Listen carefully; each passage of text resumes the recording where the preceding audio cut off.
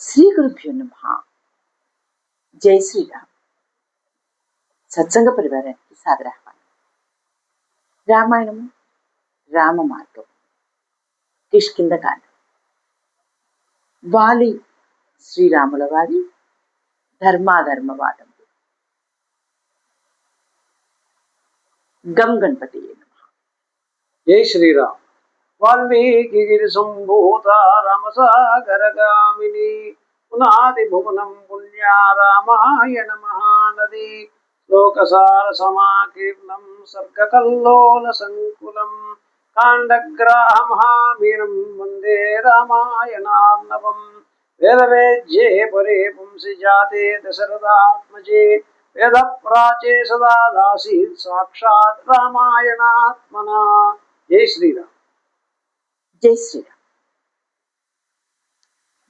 మిత్రత్వ ధర్మమున సుగ్రీవునికి ఇచ్చిన మాట ప్రకారం పై శ్రీరాముడు వారు వాలి సుగ్రీవుల సమరమందు తన శరీరమును, తన శరమును వాలిపై ప్రయోగించారు. శ్రీరామ శరము వాలి వక్షస్థలం నందు నాటుకునను.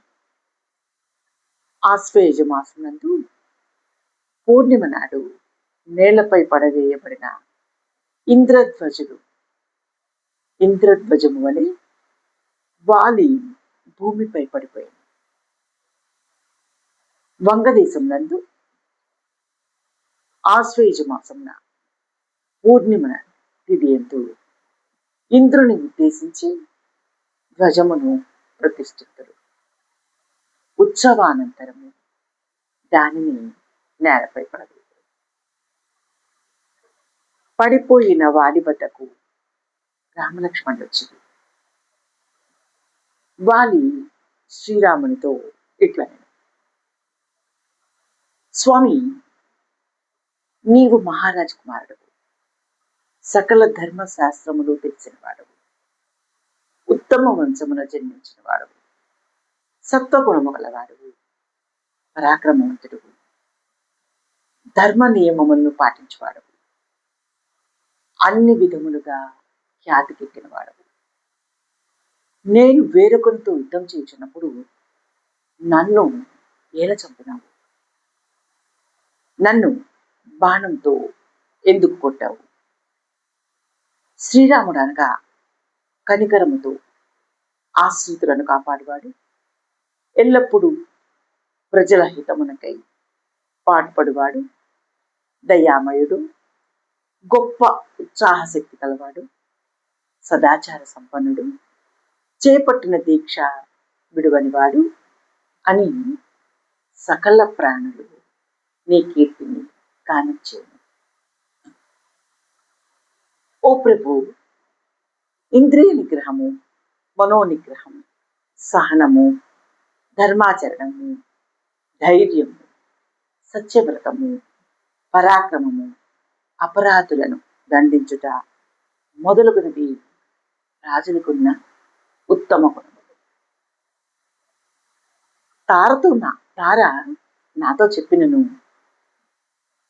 ఇతరులతో యుద్ధమున మునిగినప్పుడు నన్ను ధర్మాత్ముడైన శ్రీరాముడు దెబ్బతీయడు అని విశ్వసించుకుంది. కానీ నీ బుద్ధి దారి తప్పిందని నీవు ధర్మమున ముసుగు కప్పుకొనిన అధర్మపరుడువని, నీ ఆచార వ్యవహారములు పాపంతో కూడి ఉన్నవని, గడ్డిచే కప్పబడిన బావి లాంటి వాడవని నేను ఎరుగను. బూడిదలో దాగి ఉన్న నిప్పువలే నీవు సత్పురుషుల వేషంలో ఉన్న పాపాత్ముడవు. ధర్మమును అడ్డు పెట్టుకుని లోకమును మోసగించువాడు. నీ దేశము, నీ పురము నేను ఎన్నడూ అపకారం చేయలేదు, నిన్ను అవమానపరచలేదు. నిరపరాధి అయినా నన్ను ఏల చంపగొనితివి. నేను కాయ కసరులను తిని వనములలో ఉండేవాడిని. మరి ఒకరితో పోరాటం చేస్తున్నప్పుడు నన్ను ఏల చంపబోనితివి. నీవు ధర్మపరుల వలె జటావల్కములు వేషములు ధరించితివి. వాస్తవంగా నీవు అధర్మపరుడు. క్షత్రియ వంశమున పుట్టినవాడు, వేద శాస్త్రములు అభ్యసించువాడు, జ్ఞాని అగుటి చేయి సంశములు లేనివాడు, ధర్మ మార్గమును ఆలోచించువాడు, ఇట్లు క్రూర కర్మకము ఇటువంటి క్రూర కర్మలకు పాల్పడిన ఓ రామ, రాజవంశమున పుట్టి సౌమ్య రూపంలో ఉన్నవాడు ఏలా ఇట్టి క్రూర చర్యకు పాల్పడుతుంది.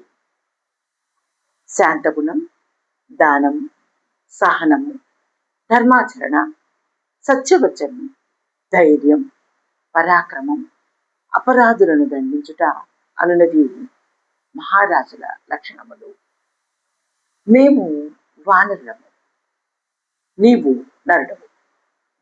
రాజుల కలహాలు వెండి బంగారు కొరకు మరియు సంపదల కొరకు జరుగును. నా నుండి ఏ ఫలములు ఆశించుచున్నావు? నీతిని పాటించుట, అణకువ కలిగి ఉండుట, దోషులను దండించుట, సజ్జనుల సజ్జనుల అయిన నిర్దోషుల ఎడల ప్రసన్న భావం కలిగి ఉండుట, ఇవి రాజుల లక్షణములు. వీటిని తారుమారు చేయరాదు. పాలకులు నియమములకు లోపడి ఉండవలను. తోచిన రీతిగా ప్రవర్తించరాదు. నీవు కామదాసుడవు, కోప స్వభావుడవు, చపలుడవు, రాజధర్మములను విచక్షణారహితముగా నడుపువాడవు, యుక్తాయుక్తములు మరిచి తోచిన రీతిగా ఇతరులను చంపువాడవు. నీకు ధర్మమంటూ ఆదరభావం లేదు. కార్యసాధన యందు నీ బుద్ధి స్థిరమైనది కాదు. విశృంఖలంగా ప్రవర్తించువాడవు, ఇంద్రియములకు వశుడువు. నిరపరాధి అయిన నన్ను కొట్టిన దానికి సత్పురుషులకు ఏమి సమాధానం చెప్పగలవు? రాజద్రోహి, గోబ్రాహ్మణ హత్యలకు పాల్పడినవాడు, చోరుడు, ఎల్లప్పుడూ ప్రాణులను వధించువాడు, నాస్తికుడు, అన్నకంటే ముందుగా వివాహం చేసుకొనినవాడు, వీరికి నరకయాతనలు తప్పవు. చాడీలు చెప్పువాడు, లోభి, మిత్రద్రోహి, గురుద్రోహి, వీరికి పాపాత్ములు వెళ్ళే లోకమునకు వెళుతురు. వీరు పాపాత్ములకు వెళ్ళే లోకమునకు వెళుతురు. ఓ శ్రీరామ, సత్పురుషులకు జింక చర్మం ఆసనంగా ఉపయోగపడను. నా చర్మం అందుకు పనికిరాదు. దైవ సేవలో చామరీ మృగముల కేసరముల వలె నా వెంట్రుకలు ఉపయోగపడవు. ఏనుగు దంతములు ఉపయోగపడినట్లు నా ఎముకలు ఉపయోగపడవు. నా మాంసం నీ వంటి ధర్మాత్ములకు ఉపయోగపడదు. ఏమైనా అనివార్య కారణముల వలన బ్రాహ్మణ, క్షత్రియ, వైశ్యులు మాంసాహారుల అయినచో పంచనఖ జంతువులు అయిన ముళ్ళపంది, కుక్కలను చంపెడి వరాహము, ఉడుము, కుందేలు, తాబేలు అని 5 మాత్రమే భక్షించదగినవి. వీటిలో నేను లేను. నేను 5 గోళ్ళ జంతువును కాదు. కాకుచ్చ శీలవతి అయిన యువతికి ధూర్తుడైన పతి చేతిలో రక్షణ కరువైనట్లు నీ వంటి రాజు యొక్క పాలనలో ఈ భూమి దిక్కులేనిది అవును. నీవు కపటివి, ఇతరులకు అపకారం చేయుచు జీవించువాడవు. నీవు నీచపు పనులు చేయుచున్నవాడవు, నక్క వినయములు కలవాడవు. ఇట్టి పాపాత్ముడైన నీవు దశరథ మహారాజునకు కొడుకువై ఎట్లు జన్మించితివి. శ్రీరాముడు అనే ఏనుగు సదాచారములు అనడి బంధములు తెంచివేసినది. సత్పురుషుల ధర్మ మార్గం విడిచిపెట్టినది. ధర్మము అనడి అంకుశమును పారవేసినది. అట్టి ఏనుగు చేతిలో నేను హతుడనైతే నీవు చేసిన పని అనుచితమైనది. సత్పురుషుల్ని నిన్ను నిందితుడు. ఇది నీకు శ్రేయస్కరం కాదు. ఇట్టి అకృత్యముకు పాల్పడిన నీవు సజ్జనుల మధ్య దీనిని ఎట్లు సమర్థించుకోగలవు? సజ్జనులు నిన్ను అడిగినప్పుడు నీవు వారికి ఏమని సమాధానం చెప్పగలవు? నిరపరాధి అయిన నా మీద నీ పరాక్రమం ప్రదర్శించావు.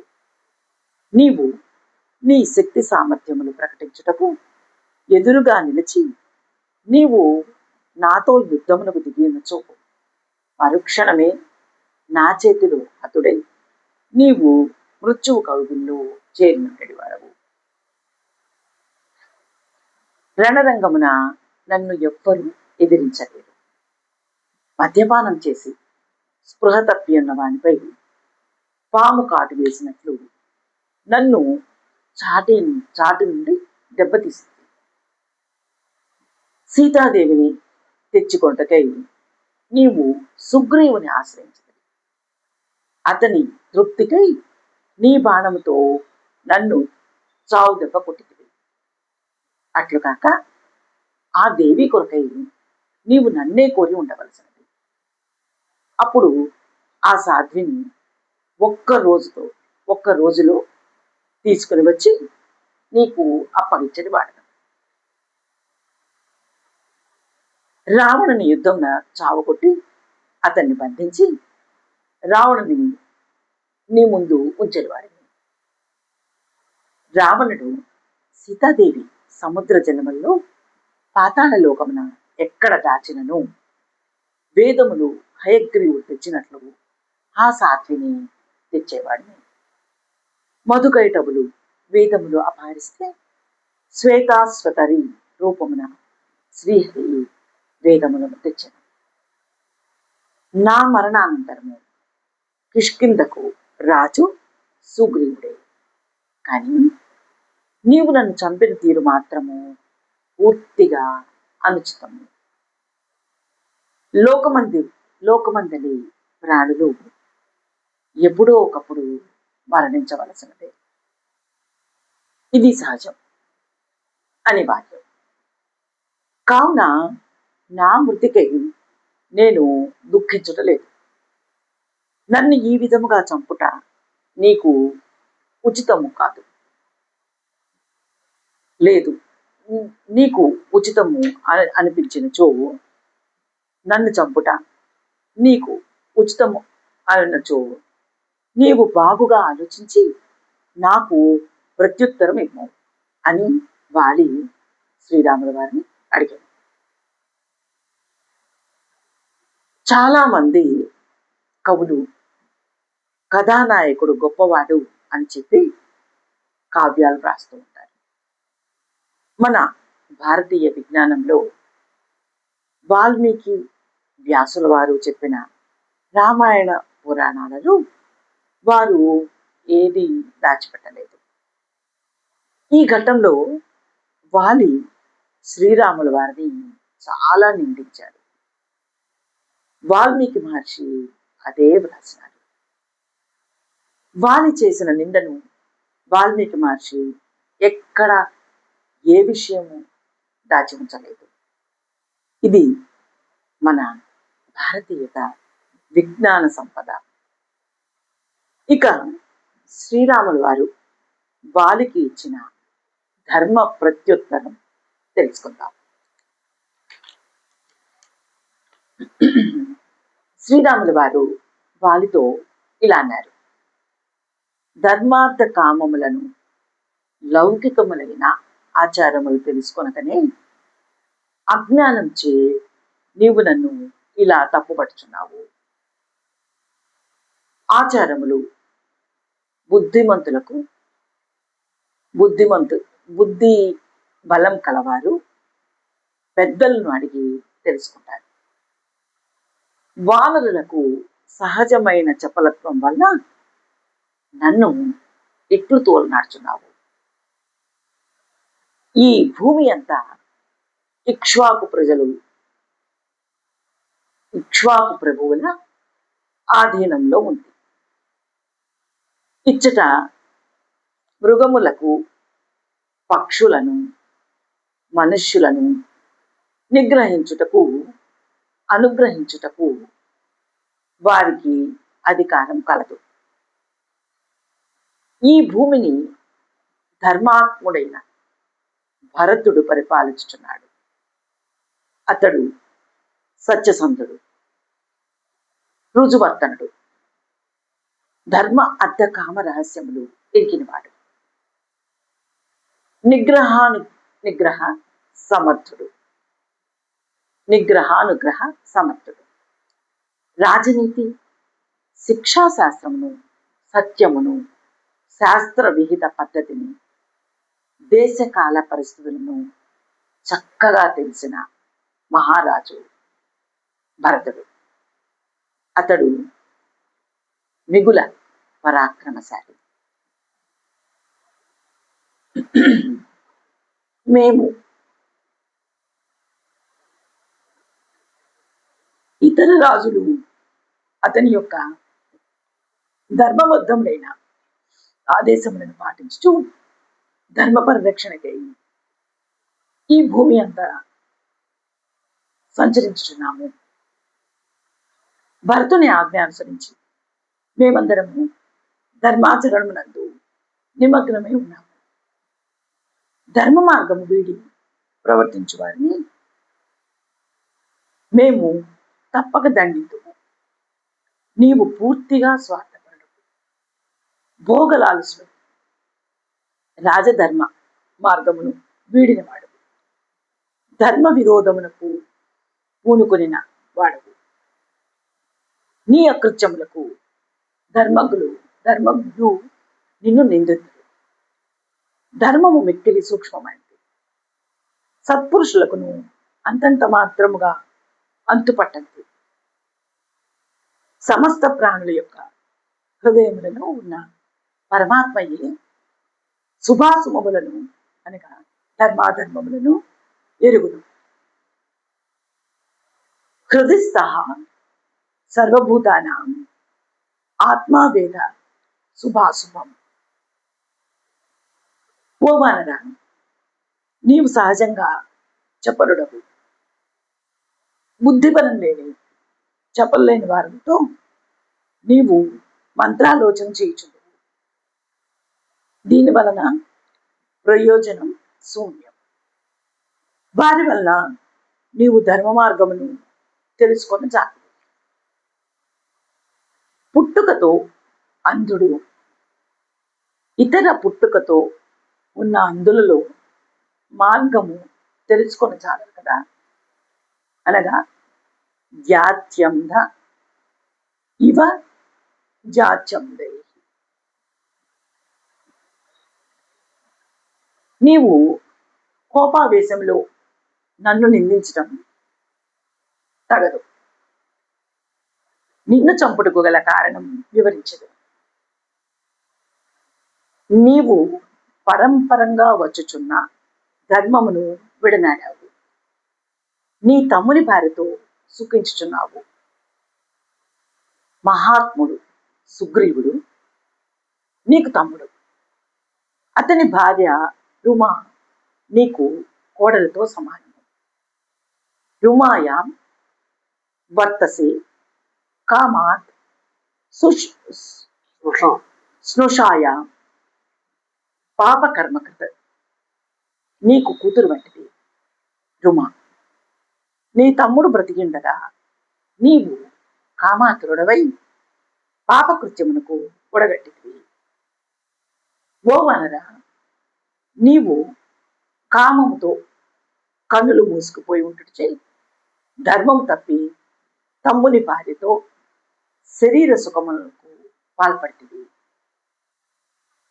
అందువలన నీకు దండన విధించవలసి వచ్చింది. ఓ వానర, ధర్మ విరుద్ధంగా ప్రవర్తించుచు లోక మర్యాదకు స్వస్తి చెప్పి పాపకృత్యములలో దిగిన వాణిని ఈ విధంగా దండించడం కంటే మరి ఒక మార్గం లేదు కదా. నేను క్షత్రియ వంశమునకు చెందినవాడను కనుక నేను పాపాత్ముడనైన నిన్ను క్షమింపరాదు. ఔరసి భగిని వాపి భార్యాం వాప్యానుజస్య యః ప్రచరేత నరః కామాత్ తస్య రంజో వధః స్మృతః. కూతురు, సోదరి, తమ్ముని భార్య వీరి ఎడల కామాతురుడై ప్రవర్తించిన వాణిని వధించుటయే తగిన శిక్ష అని ధర్మశాస్త్రం చెబుతుంది. ఈ దేశమును పరిపాలించు మహారాజు భరతుడు. మేము అతని ఆదేశాల ప్రకారము ప్రవర్తింతుము. నీవు ధర్మం తప్పిన వాడవు, నిన్ను ఎట్లు ఉపేక్షించదును? భరతుని రాజ్యంలో ధర్మం అతిక్రమించిన వారికి స్వేచ్ఛగా కట్టుబాట్లకు లోబడక ప్రవర్తించు వారిని శిక్షించుట ఎందు నిరతుడై ఉన్నాడు. నీలాంటి వారిని అదుపు చేయుటకై పూనుకొని ఉన్నాము. సుగ్రీవుడు నాకు లక్ష్మణుడు వంటి వాడు.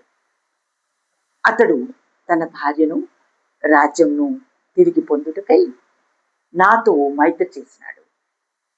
నాకు మేలు చేయుటకు ఆసక్తి కలిగి ఉన్నాడు. మైత్రి సమయమున వానరుల సమక్షంలో నీవు నీ భార్యను రాజ్యమును తిరిగి పొందినట్లు చేసదను అని నేను సుగ్రీవునికి మాట ఇచ్చి ఉంటుంది. చేసిన ప్రతిజ్ఞ ఉపేక్షించుట నా వంటి వారికి కుదరదు కదా. ధర్మబద్ధములైన బలమైన పెక్కు కారణముల వల్ల నీకు తగిన దండను విధించింది. దీనిని నీవు బాగుగా అర్థం చేసుకున్నావు. నీకు విధించిన ఈ శిక్ష అన్ని విధములుగా ధర్మబద్ధమేనని నీవు తలంచు. నీవును ధర్మ దృష్టి కలవాడు. నేను నీకు విధించిన ఈ శిక్ష అన్ని విధములుగా ధర్మబద్ధమైనని తలకు. మనువు తన మనుధర్మ శాస్త్రంలో రాజోచితములైన సదాచారములను ప్రతిపాదించు 2 శ్లోకములు కలవు. అవి పాపములను ఉనర్చిన మానవులు రాజు విధించిన శిక్షను అనుభవించి పాప విముక్తులవుతారు. ఒకవేళ రాజు శిక్ష విధించకపోతే ఆ పాపము రాజును చుట్టుకొని నీవు చేసిన పాపం చుట్టుకొనను, రాజును చుట్టుకొనను. నీవు చేసిన పాపం పూర్వం శ్రవణుడు అను వాడు చేస్తే మా వంశం వాడైన మాంధాత చక్రవర్తి ఘోరమైన శిక్షను విధించను. ఓ వానరా, నిన్ను ఈ విధంగా శిక్షించినందుకు నా మనసులో ఎటువంటి సంతాపము లేదు, దుఃఖము లేదు. రాజులు వలలను పరిచి పాశములను ప్రయోగించి పలు విధములైన కపటోపాయములను పన్ని చాటున పొంచి ఉండి లేక ఎదురుగా కాని పెక్కు మార్గములకును వేటాడుచుందరు. ఈ మృగములు ఇట్టివారికి ఈ మృగముల విషయమున వాటి ప్రవర్తన బట్టి క్షత్రియులు వాటిని గాయపరచుదురు. ఇట్టి వారికి దోషము లేదు. ఇది వారికి దోషము కాదు. బాగా ధర్మములను ఎరిగిన మహారాజులు వేటాడుచుందరు. నిన్ను నేను ఎలాగైనా వధించవచ్చు. ఏలననగా నీవు శాఖామృగానివి. ప్రజలను ధర్మ మార్గమును నడిపించేది వారు జీవించుటకు, వారి అభివృద్ధికి కృషి చేసేది రాజులే. వారిని నిందింపరాదు, పరుషవచనములు పలుకురాదు. వారు మనుష్య రూపంలో ఈ భూమిపై చరించే దేవతలు. నేను నా ముత్తాతలను అనుసరించిన ధర్మ మార్గమునే అనుసరించాను. ఇందుకు నన్ను నిందింపరాదు అనగా అని రాముల వారనక వాలి, ఓ రామా, నీవు పలికినది వాస్తవమే, ఇందులో ఏ సంశయము లేదు. నీ వంటి సర్వజ్ఞునికి నా బోటి అల్పజ్ఞుడు సమాధానం ఇయ్యజాలడు. నేను ధర్మం తప్పినవాడను, అకృత్యములకు పాల్పడిన వాడను. ఇలా పాల్పడిన నన్ను ధర్మబద్ధమైన వచనములతో దారి చూపి ఆదుకొని అని వాలి శ్రీరాముల వారిని ప్రార్థించాడు. ఓ వానరోత్తమ, నీ హృదయం నందు నాటుకున్న శోకం, అజ్ఞానం, భయం వీడుము. నీవు నీ ప్రారబ్ధ కర్మఫలం అనుభవించక తప్పదు. దానిని అతిక్రమించుట సాధ్యము కాదు. త్వయా విధానం హర్యగృయ నశక్యాం అతివర్తితుం. అందుకు వాలి, ఓ రామ, ప్రసన్నుడివై నా అపచారము మన్నిప్పుము. ప్రసాదితస్త్వం క్షమమే నరేశ్వర అని అని ఈ ఘట్టంలో సూక్ష్మ ధర్మ విశేషములు ఇంకొన్ని తెలుసుకుందాం. అరణ్యకాండనందు ఋష్యమూక పర్వత విశేషములు వాల్మీకి మహర్షి వారు తెలియజేశారు. ఋష్యములు అను ఒక జాతి జింకలు మౌనంగా సంచరించుటచే దానికి ఋష్యమూకము అని పేరు వచ్చింది. ఈ పర్వతమును అధిరోహించుట చాలా కష్టం.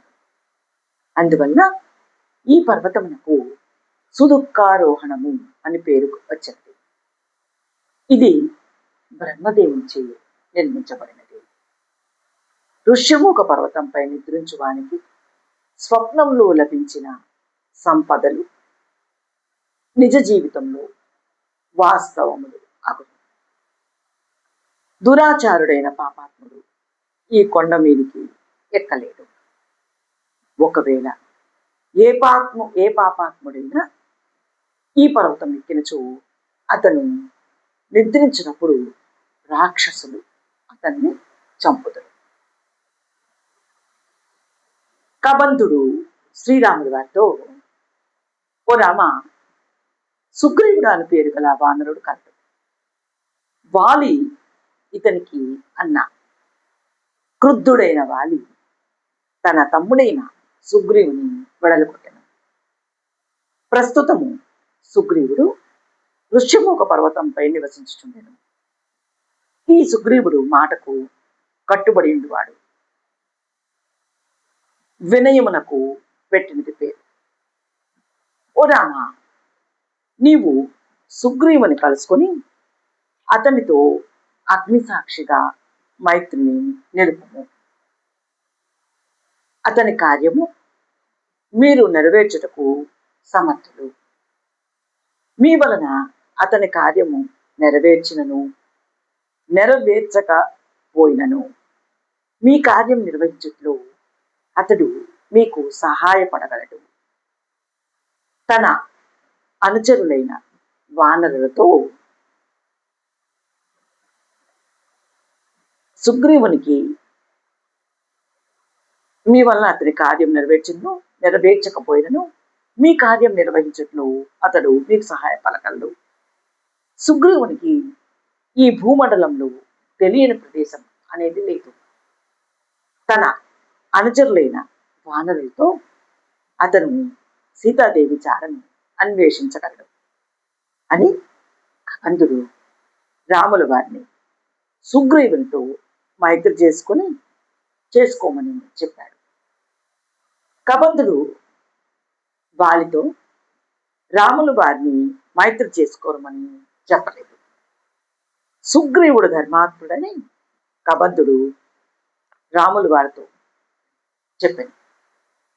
ఒకప్పుడు దుందుబి అను మహిష రూపమున రాక్షసుని వాలికి దుందుబి అన్న మహిష రూపము కల రాక్షసునికి వాలికి యుద్ధం జరిగి దుందుబిని వాలి చంపి అతని మృత కళేబరమును వాలి విసిరివేయగా ఆ కళేబరం మతంగముని ఆశ్రమంపై పడదు. దుందుబి నుండి వచ్చిన రక్తపు చుక్కలు మతంగముని పై పడదు. అందుకు మతంగముని వాలిని శపించాడు. వాలి ఋష్యమూక పర్వతం ప్రవేశించిన మరుక్షణం మరణం పొందుతాడని ముని శాపమిచ్చాడు. వాలి రాలి అనే ప్రదేశం ఈ ఋష్యమూక పర్వతం. అందువలన నాకు ఈ పర్వతం ప్రాణభిక్ష పెట్టినది. ఈ పర్వతంను నేను వీడినచో వాలి నన్ను తప్పక చంపును అని సుగ్రీవుడు చెప్పాడు. వాలి కొలువులో ఉన్న ధర్మాత్ములైన మంత్రులు వాలిని వీడి సుగ్రీవునితో ఋష్యమూక పర్వతం పైన ఉండిరి. అందులో హనుమంతుల వారు ఒకరు. శ్రీరాములు వారు రాజుగా వాలిని ఎలా శిక్షించరు? దీనికి సమాధానం అయోధ్యకాండ 107వ సర్గ 17వ శ్లోకం నందు కాదు. శ్రీరాములు వారు భరతునితో, ఓ భర్త, నీవు ప్రజలందరికీ ప్రభువు కమ్ము. నేను సమస్త మృగములకు మహారాజు అగుదును. నీవు అయోధ్యకు వెళ్ళు, నేను దండకారణ్యమునకు వెళుతున్నాను అని చెప్పి శ్రీరాములు వారు దండకారణ్య ప్రదేశం నందు అడుగుపెట్టినప్పుడు మునులు ఋషులకు అభయం ఇచ్చిన దగ్గర నుండి శ్రీరాములు వారు అధర్మపరులను అనగా కరదూషణాదుల నుండి రావణుని వరకు వధించి ధర్మమును ఈ భారతదేశం నందు స్థాపించింది. శ్రీరాములు వారి వలన ప్రజలందరూ తమ తల్లిదండ్రులను సేవించారు. సత్యమునందు ధర్మపత్ని నందు శ్రీరాములు వారి యొక్క మార్గమును అనుసరించారు. శ్రీరాములు వారు సుగ్రీవుడు సూర్యవంశమునకు చెందినవారు కావున వారు మైత్రీ భావంతో, వారి మైత్రి గౌరవంతో కూడుకున్నది. వాలి శ్రీరాముల వారితో, నీవు నీ భార్యను తెమ్మని చెబితే నేను అనగా వాలి రావణుని దండించి నీ భార్యను తెచ్చేవాడిని. నీవు అలా నన్ను అడిగి ఉండవలసినది అని చెప్తాడు. కానీ ఇంతకు ముందు వాలిని రావణుడు వెనుక నుండి పట్టుకొనగా వాలి రావణునితో సహా ఎగిరి ఈ భూమండలంలో ఎక్కడ సూర్యోదయ ప్రాంతం ఉంటే అక్కడ వాలి సూర్యునికి తర్పణాలు ఇచ్చాడు. అప్పుడు రావణుడు వాలి బలానికి లొంగిపోయి వాలితో స్నేహం చేశాడు. వాలి రావణులు ఇరువురు దారాహ పుత్రాహ పురం రాష్ట్రం భోగాచ్ఛాదన భాజనం సర్వమేత సర్వమేవ విభక్తం నో భవిష్యతి న సంశయ అనగా భార్య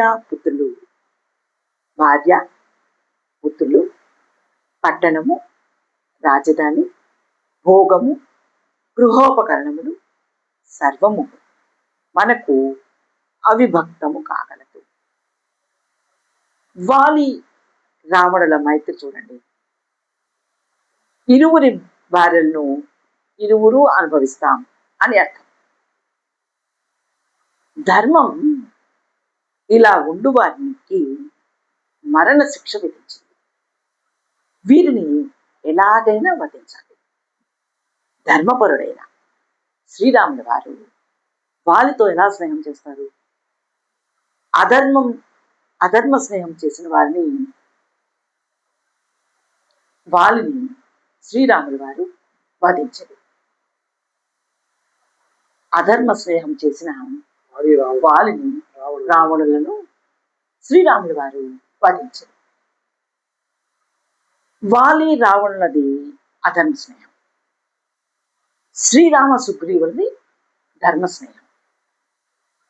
భార్యల విషయంలో సమాజం ఇలా ఉంటే భగవంతుడు తప్పక ఆ సమాజంను తొలగిస్తాడు.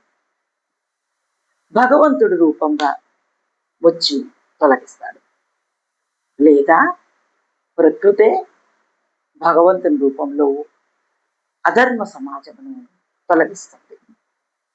అనగా వరదలు, అగ్ని ప్రమాదాలు, భూకంపములు ఇలా మొదలగు రూపముల్లో ప్రకృతి అధర్మాన్ని నాశనం చేస్తుంది. ఇక ఆరుగురు ఆకతాయిలు వారెవరనగా అగ్నిదుడు అనగా ఇళ్లకు నిప్పు పెట్టి ప్రాణాలు తీసేవాడు,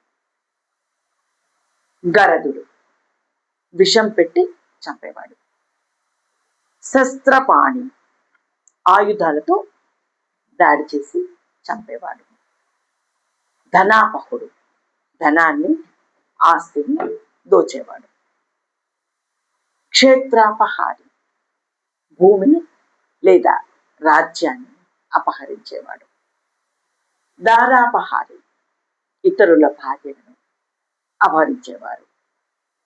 వీరు ఆరుగురు ఆకతాయిలు.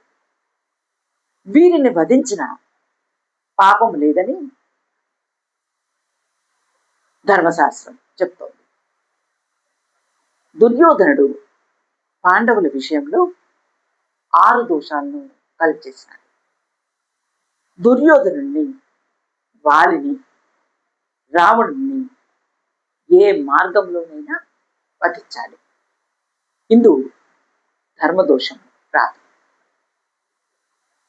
ఇక శ్రీరాముల వారి అవతారం పరభార్యాపహరణ రూప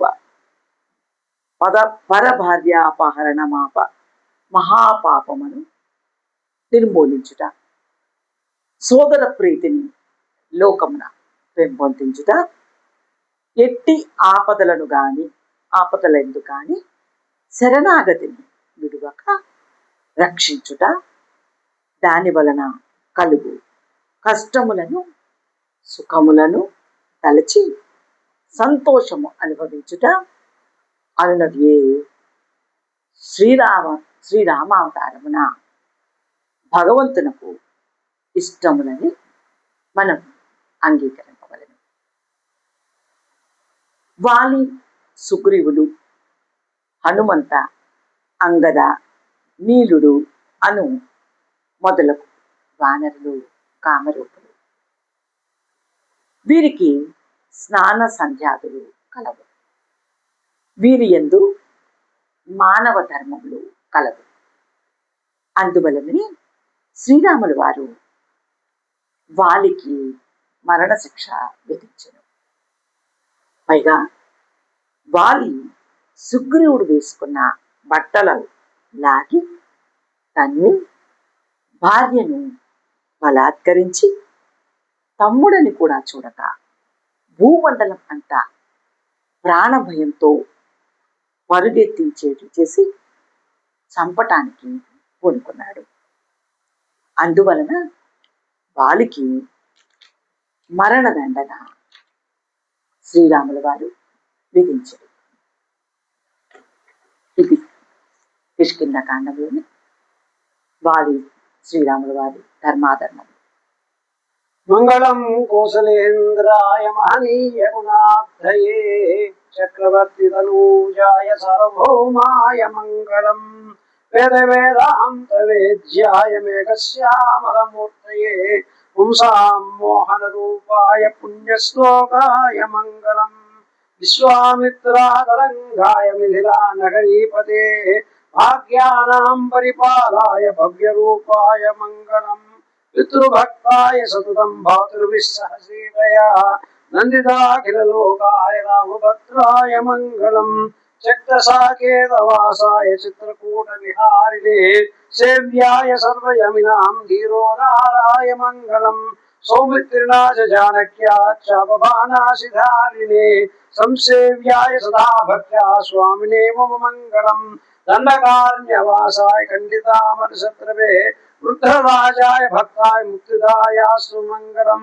సాదరం సపరీ దత్త ఫలమూలాభిలాషిణే సౌలభ్య పరిపూర్ణాయ సత్వోద్రిక్తాయ మంగళం హనుమస్సమవేతాయ హరీశాభీష్టదాయినే వారిప్రమదనాయాసు మహాధీరాయ మంగళం ఓం నమోస్తు రామాయ సలక్ష్మణాయ దేవ్యై చ తస్యై జనకాత్మజాయై నమోస్తు రుద్రేంద్రమానిలేభ్యో నమోస్తు చంద్రార్ఘమరుద్గణేభ్యః యదక్షరపదభ్రష్టం మాత్రాహీనం తు యద్భవేత్ తత్సర్వం క్షమ్యతాం దేవ నారాయణ నమోస్తుతే కాయేన వాచా మనసేంద్రియైర్వా బుద్ధ్యాత్మనా వా ప్రకృతే స్వభావాత్ కరోమి యద్యత్ సకలం పరస్మై నారాయణాయేతి సమర్పయామి ఓం తత్సత్ బ్రహ్మార్పణమస్తు.